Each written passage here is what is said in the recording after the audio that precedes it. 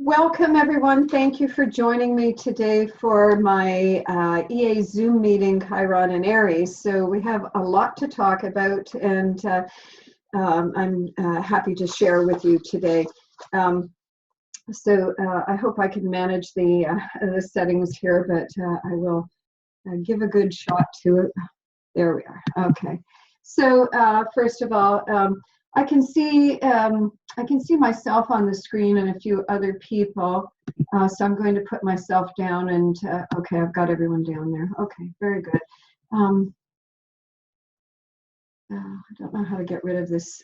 Maybe you can see it better on your screen than I can on mine. But here's a few images of Chiron that I've chosen for you, and the two on the right are quite classical in terms of Chiron, the wise teacher, teaching Achilles, young Achilles, the lyre and hunting techniques. On the left-hand side, the image is more in keeping with, I think, Chiron on an affinity with Uranus. So you've got that kind of electric, or the pain, the wounded healer archetype coming out of that image. So I love all of them. There's a lot of art that's been done with Chiron. But here we are, and today is the 26th of April, 2018. And we are just a few days into Chiron's transit through Aries. We have Chiron entered Aries on April 17 of this year, and it's only a temporary visitor for 2018. It will stay travel through Aries until September 25th of this year. Then it's going to back into Pisces and return on February 18 for its extended stay, which will be all the way through April of 2027. In June of 2026 through September, it is going to dip into Taurus, retrograde, and out again. We've just come out of the Chiron and Pisces years, which were 2010 through February 2019. And Chiron's transit through Aries, and Pisces and Aries are the longest of its cycle. Because of its eccentric orbit, Chiron is not uniform through the signs. And it does stay in its longest tour through the sign of Aries. Let me just go to the next screen here. Here is the orbits, and they say that Chiron is an escapee or a refugee from the Kuiper Belt, which is Pluto's domain. And Melanie Reinhardt does a really lovely description of the Kuiper Belt as the kind of metaphysical or cosmic underworld, Pluto's domain. And I always think that Chiron itself is an emissary of Pluto. Pluto, in terms of evolutionary astrology, of course, is the planet that we relate to the soul and the soul's journey and the desires of the soul for one's evolution.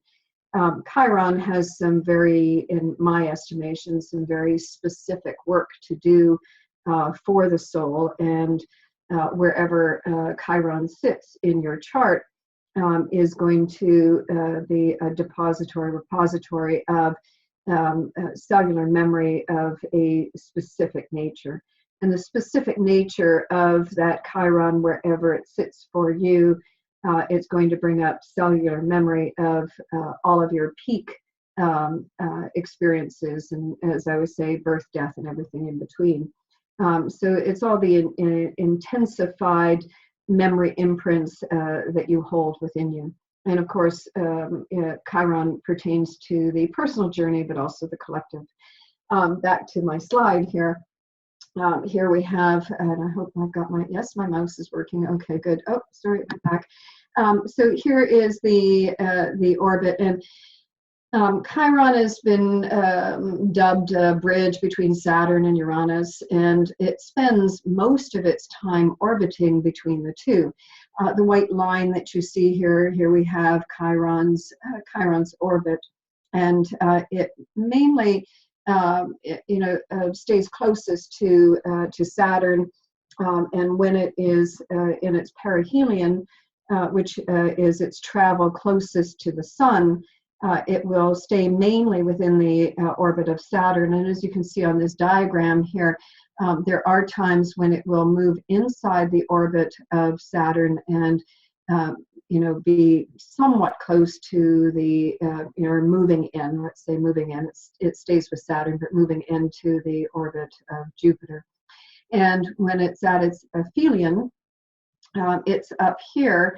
And normally Chiron grazes the orbit of Uranus, but there are times when it will move out towards the orbit of Neptune. So you can see the eccentricity of the orbit. Chiron spends, as I said a few moments ago, its longest tour through the sign of Aries, and its shortest in Libra and Scorpio, Virgo, Libra, and Scorpio. When Chiron is traveling through Libra, again, it's in its perihelion, closest to the Sun, and its orbit is just under 2 years. So we've got 8.5 for Chiron moving through Aries, and under 2 for Chiron moving through Libra. And so that's to be noted. Let me go to the next slide here. Chiron, in its perihelion, its last perihelion was February 14 of 1996. And Chiron at its aphelion, the farthest from the Sun, was December 7 of 1970, the last one. And we are on our approach to the next one, which is May 27 of 2021. So when Chiron is moving closest to the Sun, it is mainly aligned with with Saturn, with the planet Saturn, and now it is moving out towards Uranus, and we'll be picking up it's in the magnetic resonance of Uranus and moving towards that May 27, 2021. But these are very important dates because, of course, in 2020, we have the stellium of Capricorn taking place, and right after that, 2021, we have Chiron at its peak. The aphelion and perihelion aspects are the two ends, the two peaks of the cycle. And interesting to note, just while we're on that topic here, February 14, 1996, at the perihelion in 1996, I hope I can remember all my little notes here, yes. There's a lot that happened around that time. First of all, the Human Genome Project, the mapping of DNA, was taking place at that point in time. And it was actually July 5th of 1996 when the first mammal was cloned, Dolly the sheep, right? GMOs were hitting the grocery store at that time, and that was in 1994 actually, and by 1996 GMO resistant weeds were popping up. So that's another thing that was taking place around then. And another interesting thing that I thought that I don't really remember, but maybe it's a vague memory for me, but that year, in just a couple weeks before, February 8, 1996, there was this event called 24 Hours in Cyberspace, and it was billed as the largest one-day online event ever. And what that was about was organizing thousands of photographers around the world. 150 top journalists took part in this. Tipper Gore, who was the second lady at the time, Al Gore's wife, participated as well too. And the goal was to post images of people whose lives were affected by the use of the growing internet. So that was a big deal at that point. And now today, I think that that event is far surpassed. The 1970s, that was at the start of the last Chiron in Aries transit. And the 1970s was quite notable for the fact of just, out of one thing to talk about the many things.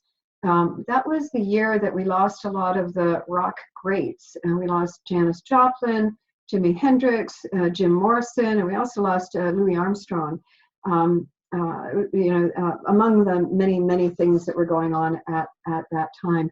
So these dates are not only the transit itself, but how the orbit of Chiron in Aries is moving on too. Here we have, I've listed for you the previous cycles of Chiron in Chiron's transit through Aries. So if you were born from March 31st of 1968 through March 28 of 1977, with that little space in between 96 there, you will be experiencing your Chiron return. Chiron takes just over 50 years to come around the circle once. As I said, its transit through each sign is irregular, but you will have a Chiron return at the age of 50, 51 will be your Chiron return. And we also have the 1918 through 1927 dates of the last, that was 100 years ago. And we do have a lot of people on the planet right now who will be taking an exit during their Chiron and Aries second return. And so that's a very interesting thing to note as well too. You may recognize these two decades here as standout decades. It certainly were very eventful times for the collective. Let me just, I wanted to go back here for a moment. It is interesting to note that on the ingresses, there's usually something of note. Chiron's transit into Pisces back there in 2010. So let me just put the screen up there. April 19, 2010. Well, April 20 of 2010 was the Deepwater Horizon explosion. And each one of the transits, the ingress, is really important to look at because we see, some major things go on. Let me go back here. And of course, in 1918 through 1927 was the end of World War II. That was November 11 of 1918. And so the wounded warrior was returning home, to continue business as usual. And of course, these were young men who had never traveled so far away, and then were set to come back and live their lives as usual. And of course, for all those men, life was never the same again. And there were many firsts that came out of World War I. It was the world to end all wars, and used planes, for example, at the start of in World War I. And aviation was something that was happening, but it was fairly new at the time. By the end of the decade, there was commercial aviation. By the 1968, well, it was 1969, we put a man on the moon, right? And in this particular Chiron cycle, NASA just announced, actually, on the Ingress, that they are now looking for life on other planets.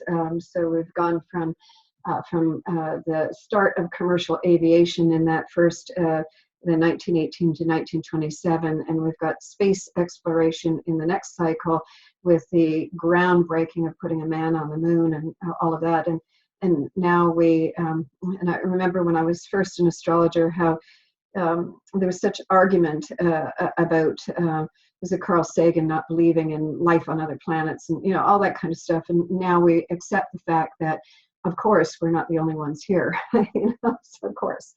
So there are many things that took place. March 31st of 1968 in particular, that day was the day that Lyndon Johnson made an announcement to partially halt the bombing in Vietnam, which essentially was considered as the start of the start of the end of the Vietnam War. And also on that announcement, he made a bid for peace talks, and also on that announcement, also announced that he was not seeking a second term from his party and that he would not run in the next election. So basically, he was conceding defeat, right? During the 1968 through 1997, we also had Nixon and the Watergate scandal and so forth. Interesting in my research during the 1970s, there was just so much going on with the technology behind the computer. And in 1975, I believe, 1970. Forgotten exactly the date, 75, 76, Apple and Microsoft were launched. Also, interesting tidbit, the @ symbol for email was invented during that time. So we have many Chiron Aries. Aries is pioneering, instigating, it is starting, launching, beginning, it's all beginning points. Everything that is new comes under Chiron and Aries, and or Aries, the Aries archetype. So we have the initiation of things that may come in, by the way, rather fast, and they can come in with a sharp edge, or they can come in like blockbusters. And some things are meant to continue on and take us into a whole new reality, and some things are short-lived. So we see what will take place with those as we move ourselves forward. Here is the Ingress chart, April 17, 2018 at 1:10 a.m. Pacific time. You can draw it up for any time you like. I like when I'm teaching to use a 0 Aries on the ascendant, just because it puts the planets in their natural houses. So as a quick reference, it's easier to see. So when we look at this Ingress chart, you will see Chiron sitting here at 0 degrees Aries. And it's very close to Mercury, which is sitting at 4 degrees. Mercury surpassed a conjunction to Chiron a few weeks earlier when both were in Pisces, but it is quite a relevant piece of the Ingress chart. Mercury rules things like books, it rules communications, it rules trade, all manner of speaking along that line, and key people, as I say, key messengers and so forth. I'm sorry, I want to find my notes on that. There was quite a lot that took place around the, I think I've got a slide of it later, so let me just give you a little bit, excuse me. Yes, okay, the next bit. I'll give you that too in the next chart, but I just want to talk about the this ingress here. So we have Chiron and Aries conjunct, Chiron and Mercury, sorry. The Chiron position, we have on the day that Chiron moved into Aries on its ingress, that was at 1:10 a.m. On that day, later on in the day, it was about 6:30 as I recall, and I might be a little off on the time with that, and again, that's daylight time. Saturn, which is here in the 10th house, you see the S on it, was stationing to turn retrograde. So I think that this speaks to Saturn's station slowing down in its orbit to turn retrograde, which it did later on in the day. Saturn is Saturn in Capricorn, very strong in its natural sign. Saturn in Capricorn, the existing reality. Saturn represents the structure of everything, the structure of our existing reality. It is our relationship to external authority, which I would say parents, church, and state. It's the consensus. It's how we are building our reality. It's everything to do with with what we put in place in order to ensure our security. All of those things, pertains to the government and so forth. Chiron moving into a new sign, into Aries, the warrior sign, while Saturn is moving retrograde. Again, as I said earlier, in terms of Chiron is now pulling away from the orbit of Saturn and moving towards the orbit of Uranus. And at the time that Chiron's moving into Aries, Uranus is on its way out of Aries. We've just come out of 8 years of Uranus in Aries, so we've already had a lot of familiarity with Uranus in Aries. I think that whole transit, of course, is accelerating the collective experience. And during the Chiron in Aries years, of course, it's social and political activism and so on. The radicalism and terrorism has been very much alive during the Uranus in Aries years. Now we are moving into Chiron in Aries, and I think we're going to see an awful lot, and we've already seen it just since Chiron's been in Aries, about the lone wolf, or about the independent actor in terms of that. Been many examples of that in just the past few days, which is very concerning. But back to my talk here. So Saturn is giving way in order to allow Chiron to do the work that is scheduled for this period in time, and this is bringing the karmic piece into front and center so that we can deal with that. And Chiron in Aries, we have it's the healing crises archetype. We know it is the wounded healer archetype. The healing crises archetype at this point, in terms of our collective evolution, and again on the bigger picture schematic, while Pluto is in Capricorn, and today in particular we are experiencing Mars and Pluto completing a 2-year cycle and starting another one. So it's on a completion track today, and taking on a next phase of the journey on the larger schematic, getting to the 2020 stellium in Capricorn. And we are in the transition of the ages. So on the bigger picture perspective, I see Chiron in Aries as being accelerating. It's an acceleration influence anyway, but putting pedal to the metal on the unfinished business. So Saturn's giving way to allow all of that to be exposed, for Chiron to fire it up, to expose it, so that we can work with it, so that we can heal it. And Chiron's position as well too in this Ingress chart, you'll see here that Chiron is in balsamic relationship to, Chiron is behind Uranus. Uranus is actually moving faster, so Uranus is actually new phase. These two are in a seeding aspect here. Uranus is going to move forward in just a few weeks into the sign of Taurus. And Taurus is, by the way, the sign that Chiron was discovered in back in 1977.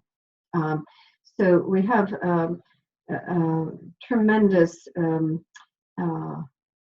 game board being set up here with Chiron's movement forward. Also want to note in this Ingress chart here, so Chiron is pulling away from Saturn, and Chiron and Uranus are working together. Also in this Ingress chart, please note that on the Ingress, the Sun and Uranus are within 1 degree. On the 18th of April, the two perfected their conjunction. So they are culminating here as well too. And a balsamic relationship is both a closure, culmination, completion, but also in its last phase, very much seeding. So I look at this chart as being seeding in terms of instigating and pioneering and setting into play or setting into motion whatever it is that that is necessary for the next chapter of our evolution. I wrote about this in some of the writings that I had as well too.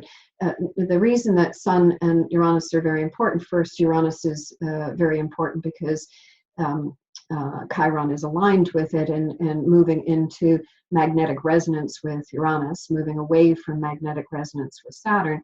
But Sun and Uranus are also the rulers of the transiting nodes, right? So we have the south node here in Aquarius. We have the north node in Leo. So the south node in Aquarius picks up the Uranus theme, which again is social and political activism, on the rise, and again opening up all of that information that is contained within cellular memory right now. So again, a lot of trauma consciousness coming to the surface so that it can be healed. And the Leo, the North Node in Leo, the creator component here to give life to all of the all that is necessary in order for us to move ourselves forward personally and collectively. I'll move on to the next page. Okay, so the Chiron Ingress, quite a lot of stuff has happened. So and back to one point here. This the transiting nodes in Leo Aquarius and relative to the Sun Aquarius, I just thought that this was quite interesting. The nodes, the transiting nodes, are an 18-month cycle, and they are where the eclipses happen along. And when the transiting nodes moved into the sign axis that they are now, South Node in Aquarius, North Node in Leo, that exact day that the true nodes moved was the day that Trump fired Comey. And on April 17, on this ingress, with Chiron and Mercury, new phase, Mercury, being communications, books, all and so on, and that Sun Moon, the rulers of the nodes, coming into conjunction, was exactly the day that Comey's book, A Higher Loyalty, was officially released. And A Higher Loyalty really is a statement for this Saturn stationing to retrograde. So not accepting the authority of the day, i.e. the president, Trump, and so on, but moving to that higher loyalty, higher authority, higher loyalty. And Chiron in Aries, again, is, that higher loyalty is about staying true to self, right? True to what you need for the journey. So that was a very interesting synchronicity with that. Also on April 17, Barbara Bush passed away, and she was a champion of literacy. So that was very interesting. And I'm sorry, I'm incorrect here on my writing here. I had I don't know Barbara Bush's birth time, so it's not a first house Chiron, but the transiting Sun was on her Chiron, which sits at 27 degrees of Aries. As I said, Chiron, it oftentimes shows up in death transits. On the day of the ingress, Kim Jong-un announced that he will stop nuclear testing and demolish the test site. That was on the exact day. That announcement was met with, many said, cautious optimism or really outright disbelief. Nobody really thought that he would actually, or at least he didn't say that he was getting rid of his arsenal, but just dismantling the test site. Today, in the news, Chinese scientists say that the mountain above North Korea's main testing site has likely collapsed. And of course, that is very critical because of the radiation leak that can be so harmful to China and to the surrounding neighbors. So more on that story is to come, I'm quite sure. On April 14, and this is important to notice, not only the ingress, but, and I'll show you in just a moment, we have the nodes of Chiron as well too, but we look to see what kind of activities are around. April 14 was the revelation of a secret meeting that took place 2 weeks prior between Mike Pompeo of the CIA and Kim Jong-un. And so that was interesting as well too. The UN refused to refuse Russia's request to condemn the Syrian attacks by the USA, England, and France, which recently occurred. These are just things that I picked out in the news here. April 20th, Queen Elizabeth names her successor and asks for the Commonwealth countries to give consent.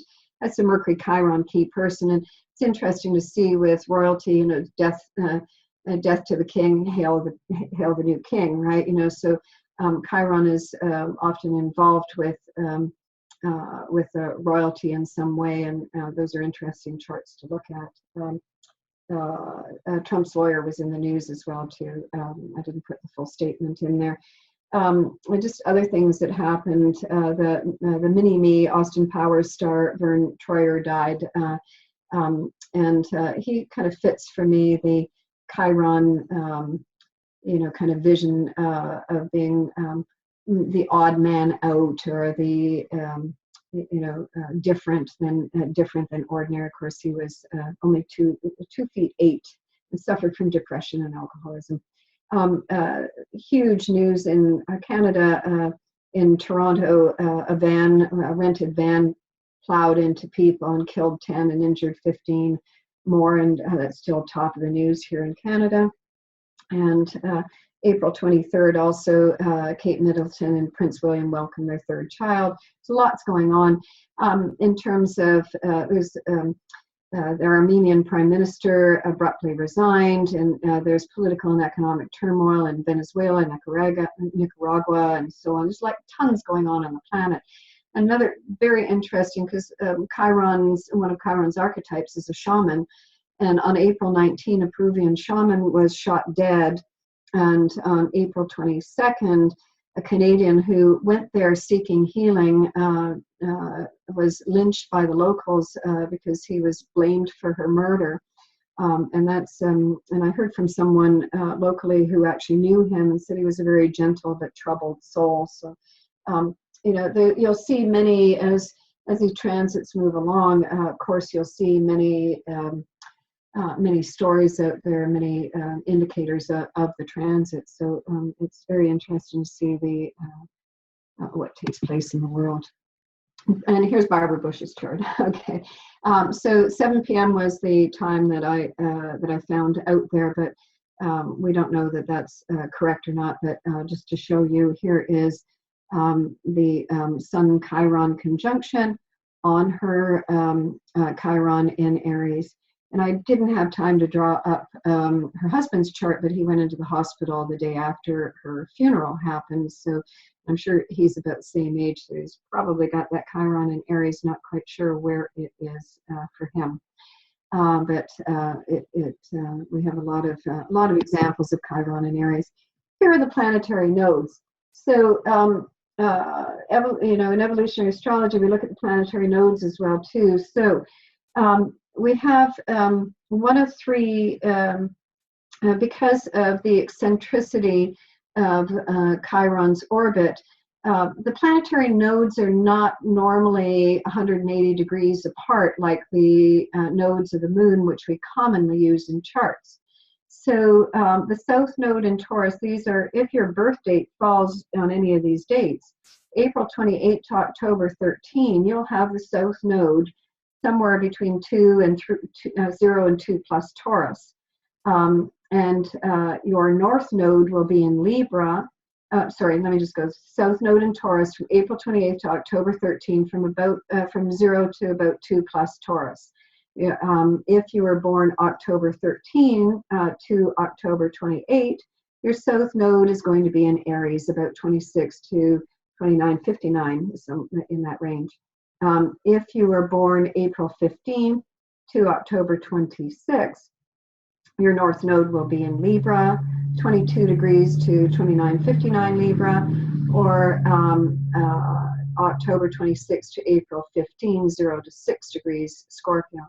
The only time that the nodes align at opposition, 28, 29 degrees Aries Libra, will be if you're born April 16 to 28, South Node will be in Aries, your North Node will be in Libra. And if you're born October 18 to October 26, the South Node will be in Aries, the North Node will be in Libra. So the important point of that is that Uranus is now finishing up in the sign of Aries, and it's like 28, 29 degrees through until May 15, when it's going to move into Taurus. And in 2018, Uranus will be in Taurus until middle of November, and it's only going to go up to about 2.5 degrees of Taurus. So for this year, and for a good portion of its transit next year, Uranus is going to be picking up the nodes of Chiron. So that's something to note, that Chiron and Uranus are teammates right now. And if you have any planets that are situated from let's say from 26 Aries to Taurus, or from 22 Libra to 6 Scorpio, then they are going to pick up the energy of Chiron's nodes. So you can look at those planets in your chart and see if they give you a little bit more trouble than they may appear. If they're a little more potent or a little bit more tricky for you, or bring up wounding issues or bring up karmic issues, you'll find that if you draw a chart and put in your planetary nodes, you're going to be picking up that energy. So there's more content in there for you to think about in terms of those. All right, so looking at the full picture, and here is the Ingress chart with the nodes. The South Node sitting at 29, 24 Aries here, and the North Node, which is retrograde in Libra, up here during the ingress.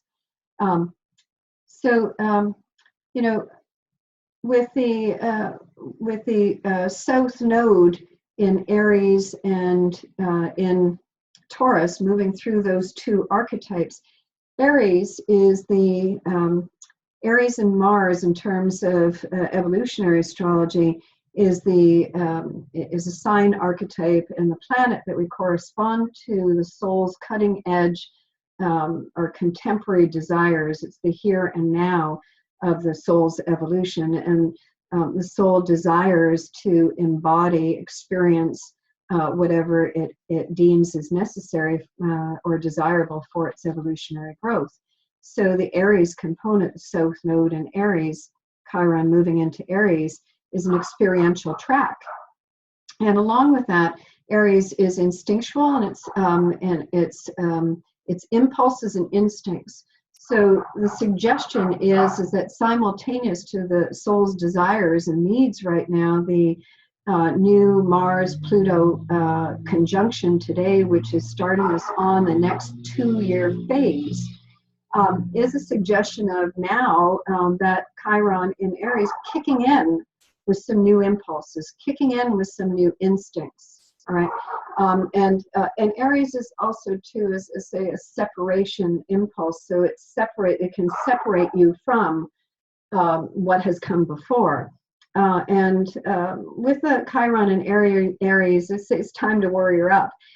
You may have felt up till now the circumstances of your life. Maybe you haven't been on this immediate switch track. Perhaps you have been, but you may have been trying to grab the energy for a while.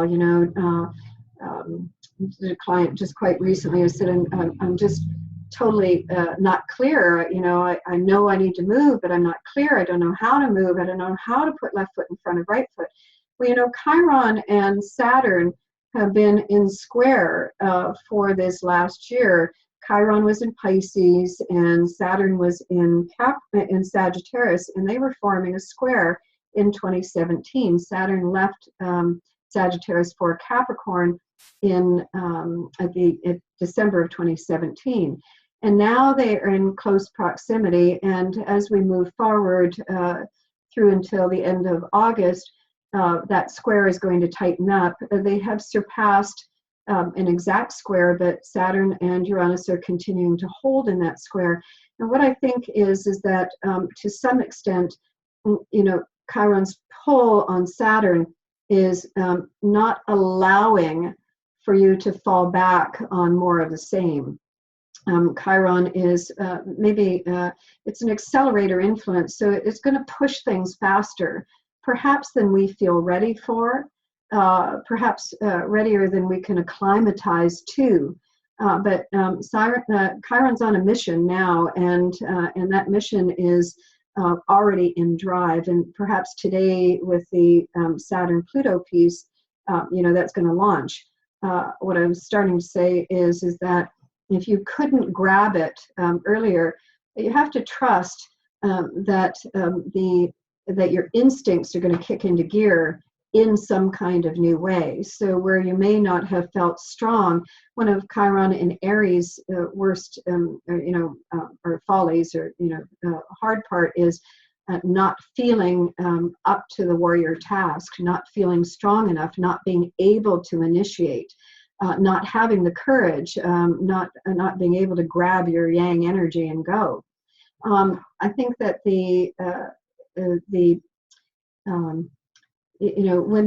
when that happens, I think that Chiron in Aries is meant to put enough pressure on that to help fire up, to put enough fuel in the tank to get you going.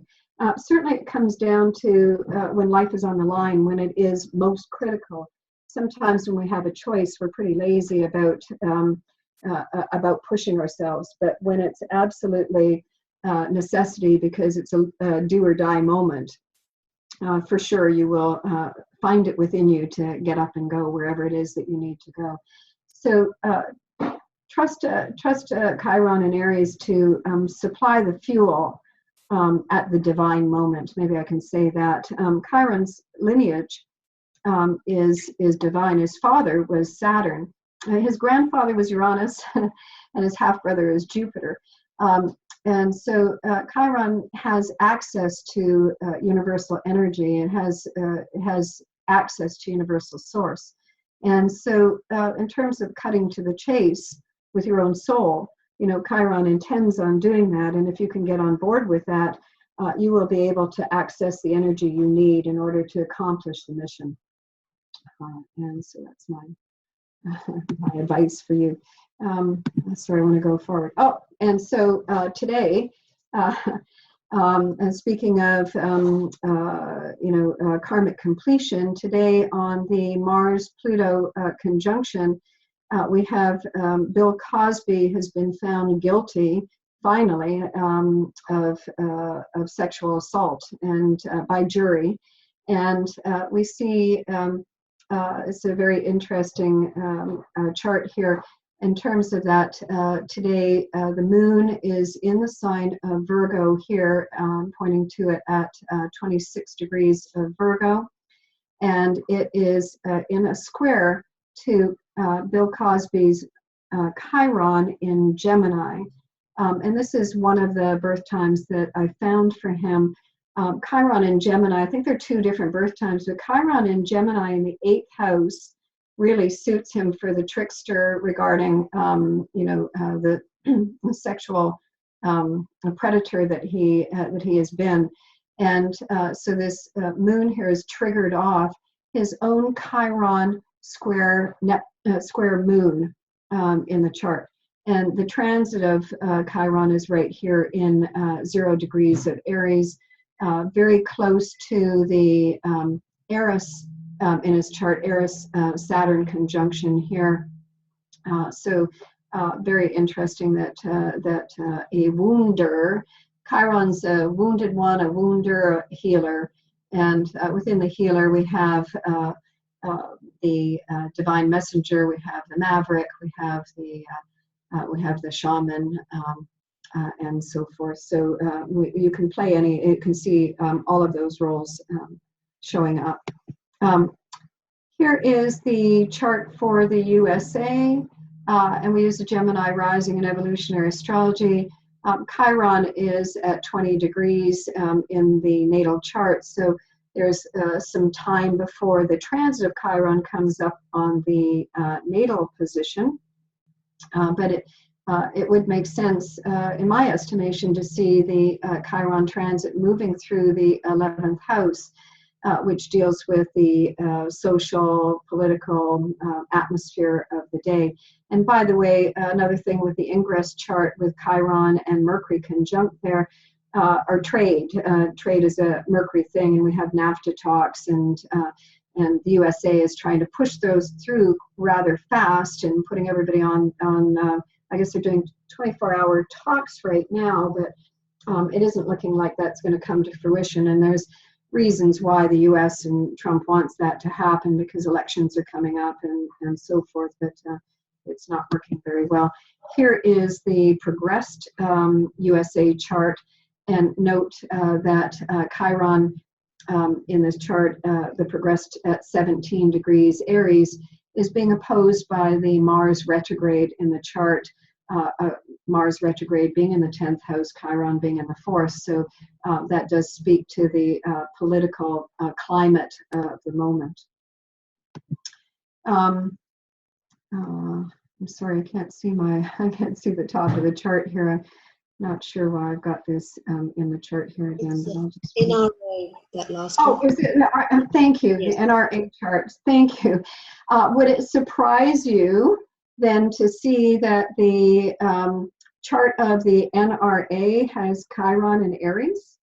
Like, you know, how befitting is that? And in the 5th house, they make money off death, right? You know, it's like, it's quite an amazing chart to see here. And the next chart is the progressed chart of the NRA for February 15, 2018. And on the outer wheel is the event of the mass shooting, the Parkland mass shooting. And look at this transit, the Chiron position here, the progressed Chiron position, 26 degrees Pisces, right on the Venus, the transit of Chiron on the Venus of the NRA. Venus is a transit that a planet that I look at for mortality issues, and so I will look at it for death.